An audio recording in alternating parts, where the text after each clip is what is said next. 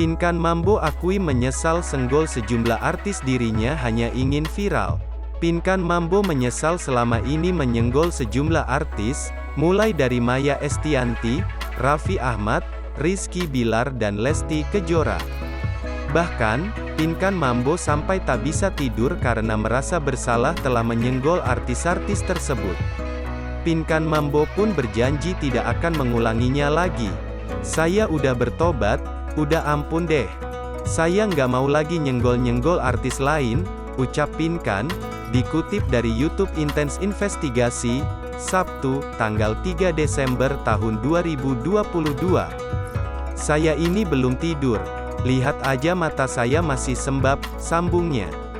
Mantan rekan duet Maya Estianty ini syok menerima hujatan akibat ulahnya menyinggung sejumlah artis.